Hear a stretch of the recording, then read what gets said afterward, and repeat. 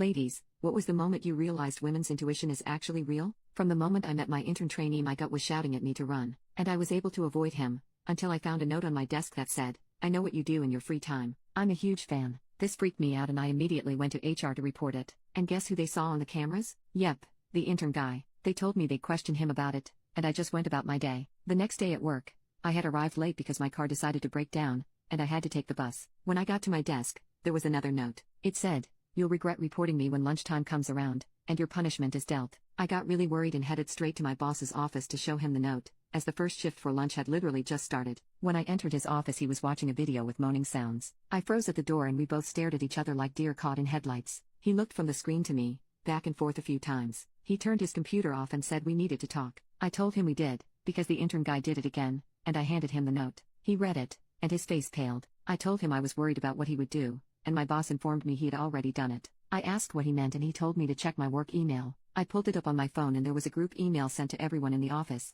with a video link and a message saying someone among you likes to make videos during their free time. I clicked on the video and I saw me entering a room, and immediately getting undressed. I was horrified and X'd out of it. I asked if he had seen it and he turned bright red. I started rambling, saying that I didn't make that video. I had never done anything like that before. My boss told me I needed to calm down, and that for now I should just head home as they would have to do an investigation. I said, on me, or the intern guy? He told me both. I was so embarrassed and angry at the same time I just stood there trying not to cry or lash out. He told me I needed to grab my things and leave, before he had to get security involved. I was so shell-shocked I just went straight to my desk to grab my jacket and purse. Everyone in the office at that point was staring at me, some were laughing, and a few others were checking me out. I felt my whole body turn red and I ran out the door. Once I got home I pulled the video up on my computer, because I had no idea where or how this video was taken, but I knew for sure that it was done without my permission. I followed the link to a dirty movie website, and found the account that had posted the video. Apparently they specialized in massage watcher videos. I had no clue what that meant until I was looking through other videos. Apparently,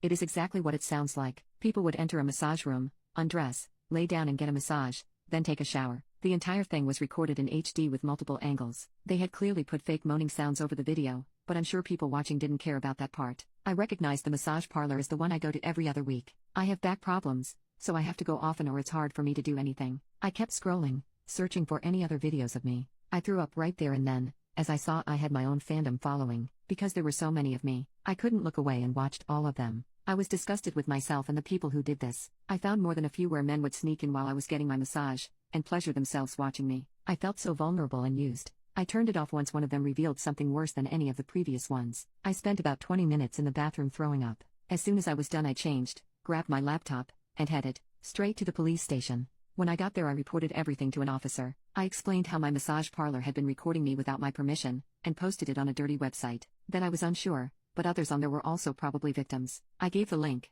my name and contact info, and the officer said someone would be in touch with me soon. As soon as I left the police station I went to a lawyer's office. At first the secretary told me everyone was busy, and I had to have an appointment. Then I told her I was trying to file a suit against a massage parlor for illegally recording people and posting them online. I guess she either felt pity for me, or understood how many dollar signs were attached to this case, because she got up and quickly got me a meeting with one of the lawyers. I told her everything that I had told the police, about the website, my massage parlor, my coworker, everything. She took notes and asked to see some of the videos. I showed her on my laptop and she paused it after a minute to say she'd check it out when I wasn't present so I wouldn't have to go through listening to it again. She suggested I look into getting a therapist after this because I had been through a trauma, and it was probably only going to get worse. I agreed with her, and asked her what the next step was. She told me that if the police contacted me again to inform her, she would need to be present for any meetings with them. She told me the odds are, this will result in a much bigger thing than I originally thought. She asked who exactly I wanted to go after because of all this. Did I want to keep my job, or sue the intern guy, or did I just want to go after the massage company? I told her I wasn't sure about the first two yet. All I really wanted was to stop them from recording more innocent people, and somehow inform the other victims of what happened.